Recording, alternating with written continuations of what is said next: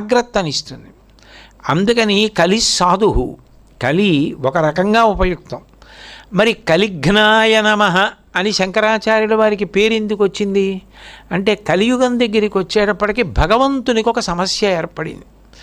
ఏమిటి ఆ సమస్య అంటే, రాక్షసులన్న వాళ్ళు భగవంతుడు ఎలా ఉంటాడో వాళ్ళు కూడా అలాగే ఉంటారు. సృష్టి మొదట్లోనే బ్రహ్మగారు పుట్టినప్పుడే మధుకైటబులు పుట్టారు. మంచి ఎప్పుడు పుట్టిందో చెడు అప్పుడే పుడుతుంది, వెలుతురు ఎప్పుడు పుట్టిందో చీకటి అప్పుడే పుడుతుంది. రెండూ కలిసే ఉంటాయి. మనం దేన్ని పట్టుకుంటామన్న దాని మీద ఆధారపడుతుంది. కాబట్టి ఆయన ద్వాపర యుగం వరకు రాక్షసుల్ని సంహరించడం ఆయనకి తేలికైపోయింది. ఎందుకనంటే రెండు కారణముల చేత తేలిక. ఒకటి, సాధుపురుషుల ఆక్రందన. సాధుపురుషులు ఏం చేస్తారు, రాక్షసుల యొక్క ఉద్ధతికి తట్టుకోలేక, ఈ రాక్షసుల బాధ మేము పడలేకపోతున్నాం, ఈశ్వర మీరు వచ్చి జోక్యం చేసుకుని రాక్షసుల్ని నిగ్రహించండి అని ప్రార్థన చేస్తారు. భూదేవి గోరూపంలో ప్రార్థిస్తుంది. అప్పుడు వెంటనే ఈశ్వరుడు ఒక అవతారంగా వచ్చి ఎవరు ధర్మాన్ని పాడు చేస్తున్నారో వాళ్ళని ఆయన శిక్షిస్తాడు, ధర్మాన్ని కాపాడతాడు. కాబట్టి ఈశ్వరుడికి ధర్మరక్షణ యందు సౌకర్యం ఉంది.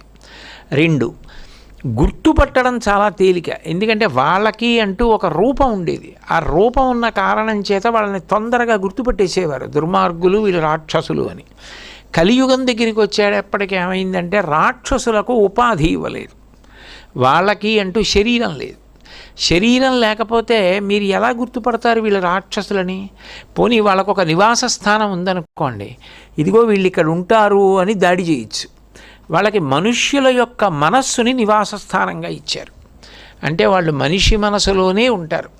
వాళ్ళకి ఆ అవకాశం ఎప్పుడు కలిగితే అప్పుడు రాక్షసుడు విజృంభించి రాక్షసుడు చేయవలసిన పనిని మనుష్యుడే చేస్తాడు.